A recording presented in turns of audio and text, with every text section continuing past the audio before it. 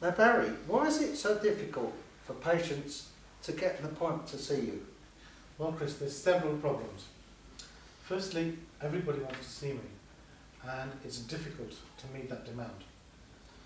Secondly, patients often have problems which can be resolved without a face-to-face appointment, but they book a face-to-face appointment, and that reduces the number of face-to-face appointments that are available. Thirdly, patients often book to see me when in fact their problem could have been resolved by another person, such as a nurse or a pharmacist. But I still want to see you though. How do I go about it? Well, in addition to face-to-face appointments, I'm also offering telephone consultations, email and video calls, where you can actually make a video call to me at a preset time. Now, if I prefer to see my doctor in person, because I'm worried that you cannot tell me what's wrong with me over the telephone. I understand, Chris, you're right. Patients do have this anxiety that their problem cannot be resolved properly on the telephone. They feel that it's important that the patient should be seen by the doctor, and touched by the doctor, and examined by the doctor.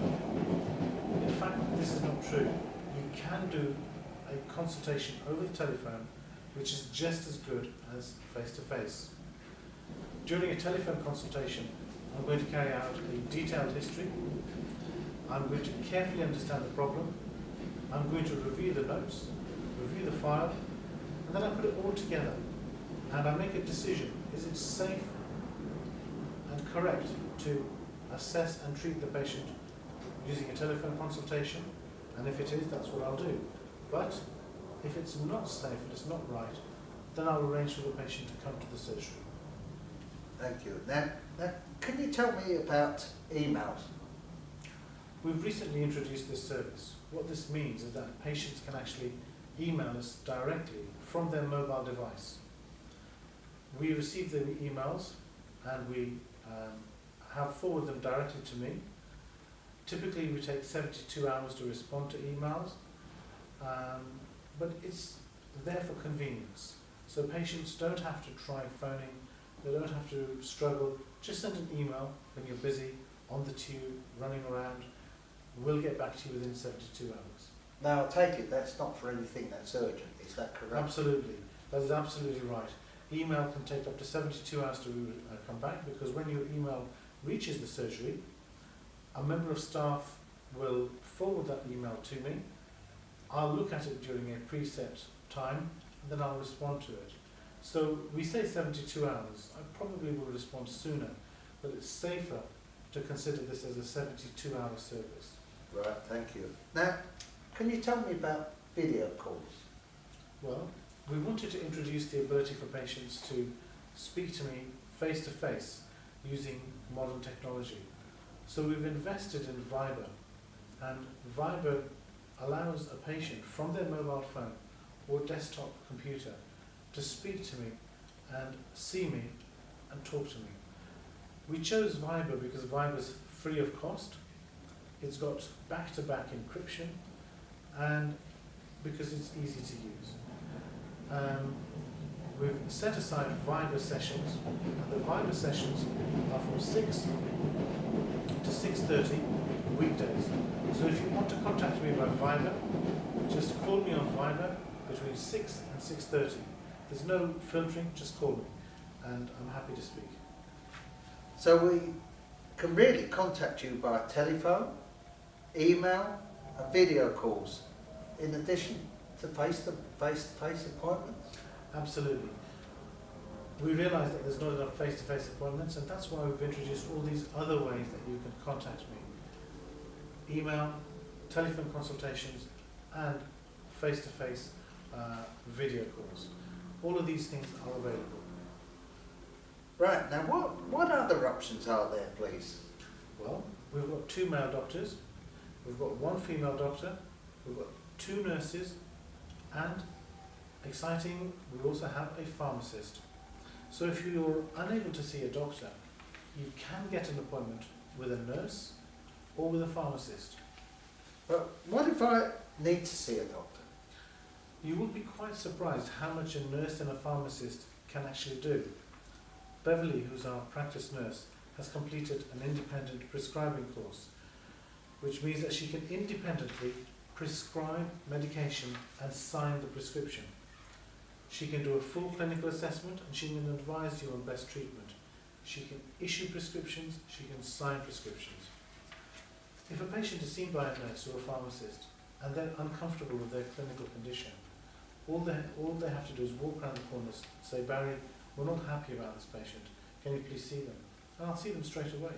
So by seeing a pharmacist or a nurse, you're not in any disadvantage. If the pharmacist or nurse deems that clinically you need to be sorted out by a GP, they'll walk around the corner, drag me over, and I'll see you. Alternatively, if they feel that this can be managed by a face-to-face consultation in a few days' time, the pharmacist and the nurse can book that for the patient. Right, now thank you for that. You also mentioned that we have a pharmacist. Now what can the pharmacist do for patients?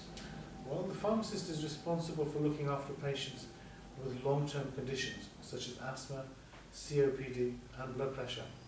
The pharmacist can sort out medication problems, and because the pharmacist is an independent prescriber, he can sign prescriptions for patients.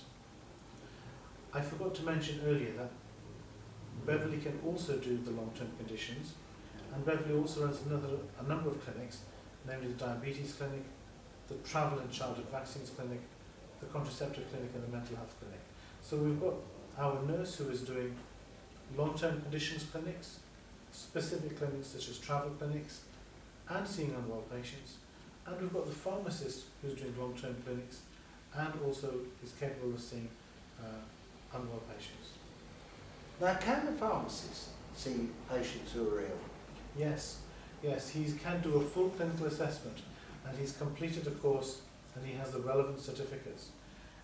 Remember, if the pharmacist or the nurse feel that something is wrong and they've got a very low threshold, they will just walk around the corner, speak to me and bring me over. So if they're not happy with the patient, they will bring me over. So if a patient sees a pharmacist or a nurse, they're not being shortchanged. They are being given just as good care as by a doctor, and if they need to see a doctor will be made available. So really it means you don't always need to see a doctor, do you? That's right.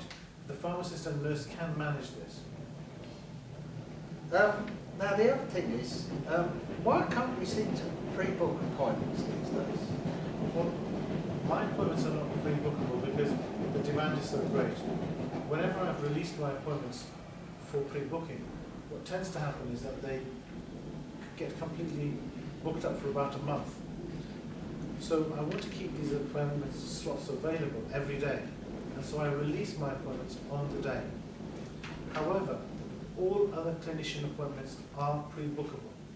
So you can pre-book with Dr. Al, you can pre-book with a lady doctor, you can pre-book with the nurse, and you can pre-book with the pharmacist. Chris, I understand that the appointments are released on the day, so it's difficult sometimes to get an appointment because the telephone is engaged. And by that time the appointments are all gone. It's important for patients to understand we have 4 lines to the surgery, and I employ 6 people in the morning to staff those lines and provide a reception service. Because so many staff are booking appointments, the appointments go very quickly. Now what about this booking on the internet? Booking on the internet is probably better because it's not going to involve telephone calls. At 8 o'clock the computer releases the appointments to the internet. If you're online at 8, the appointments will pop up, that's when you can book them. And we can get the email address from the surgery. So in order to access online booking for appointments, you have to go onto Patient Access. This is a website which is run by EMIS, who control our computer system, and from that website you can book appointments. And my appointments are released at 8 o'clock in the morning. Right, thank you. Now Barry, you remember that the patient's participation group suggested that some appointments be held back for patients who missed the morning window. Yes, Chris, that was a fantastic suggestion that you as chair made. in the participation group. And what we do now in the surgery is we're holding 5 slots back every afternoon, and we release them at 2 o'clock. Patients who missed an appointment in the morning can ring back at 2, and hopefully they'll get an appointment then. So this is particularly suitable for patients who couldn't get up in the morning in time, couldn't get through on the phone, or they couldn't do it online.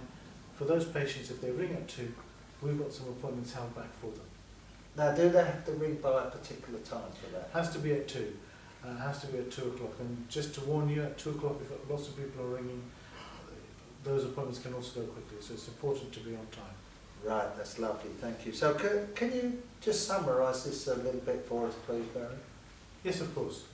There's a limited number of face-to-face appointments with me.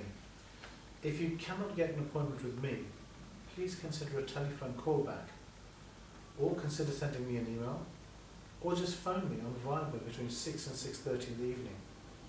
Also, apart from me, there's 2 other doctors, and you can consider seeing the pharmacist or the nurse. You can pre-book the appointment with the other doctors, and you can also pre-book the appointment with the pharmacist or nurse.